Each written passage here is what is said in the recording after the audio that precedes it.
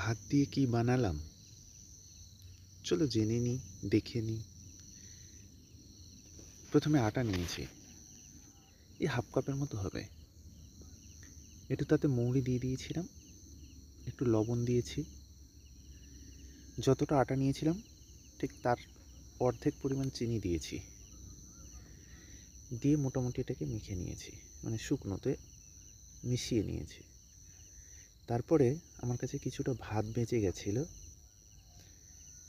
সেই ভাতটাতে জল দিয়ে রেখেছিলাম, সেই জল মেশানো ভাতটাই ওতে দিয়ে দিলাম, দিয়ে মোটামুটি মেখে নিলাম। ব্যাটারটা ঠিক একদম পাতলা হবে না, যেহেতু ভাত দেওয়া আছে দানা দানা থাকবে।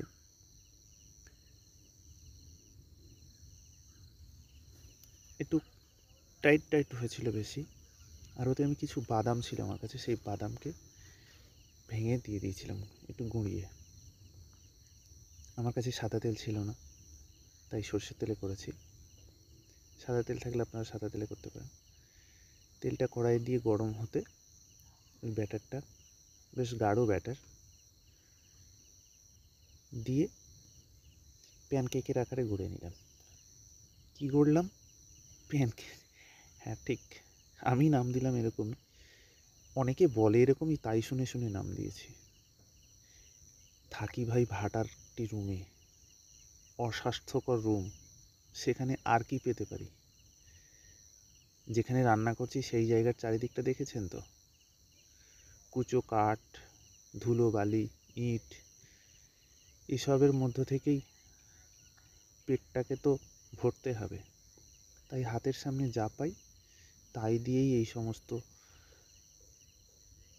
খাবার বানিয়ে নিই, তাই পেটে পুরে দিই আর কি।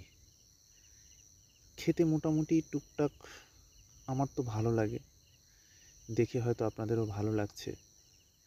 ভালো লাগলে একটা লাইক, কমেন্ট আর সাবস্ক্রাইব করে চ্যানেলটাকে আমাকে সবসময় পাশে রাখবেন।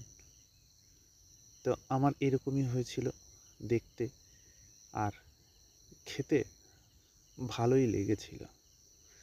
এর সঙ্গে আরও কিছু আপনারা অ্যাড করতে পারেন, বাড়িতেও ট্রাই করে দেখতে পারেন, হয়তো ভালো লাগবে। ভালোই। তাহলে এই পর্যন্তই।